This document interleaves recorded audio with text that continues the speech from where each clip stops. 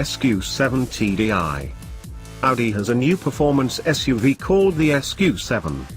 It's the second Q series model to receive an S designation, and shoots instantly to the top of the Q7 range.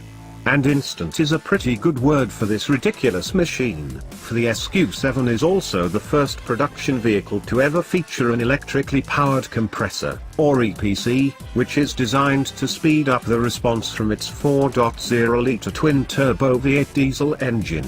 Because, obviously, 4.0-litre twin-turbo V8 diesels need all the help they can get with that sort of thing.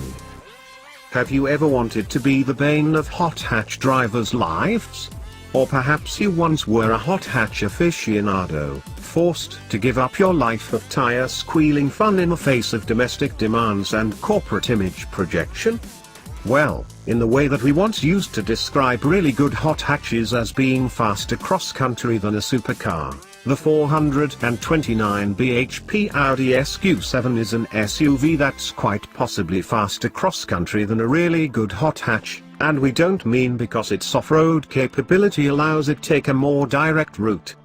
At first encounter, you might think so.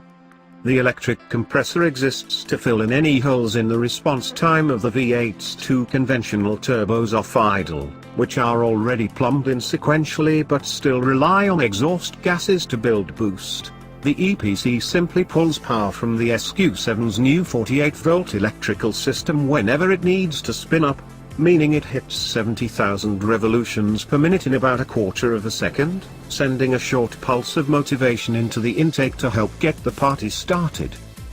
However, if you're expecting this to feel like a shot of nitrous every time you put your foot down, you'll be disappointed. This is still a 2.3-ton vehicle, and initially the sheer mass of the thing conspires to disguise just how fleet of foot it really is. But then you start to notice how rapidly other cars get smaller in the mirrors, and shortly after that you begin to process what's happening with the chassis. The same 48-volt system that allows the electric compressor to function is also juicy enough to run an electromechanical active anti-roll system, basically the same as that fitted to the Bentley Bentayga, which shares the Q7's platform. This comes as an optional extra on the SQ7 as part of a driving dynamics package that also includes a torque vectoring sport differential at the rear and four-wheel steering. In combination, these have a tendency to make Einstein look like he was off his head. Dial up the dynamic driving mode, which also firms up the standard variable dampers and air suspension. And although the active anti-roll doesn't neutralize cornering lean altogether, it does allow you to carry far more speed through a sequence of bends than anything of this size and stature should really make possible. A slight lateral pogoing motion tells you when you're approaching the limit, though the sport diff and the four-wheel steering help keep the front end so nimble and pointy you still carry on taking greater and greater liberties.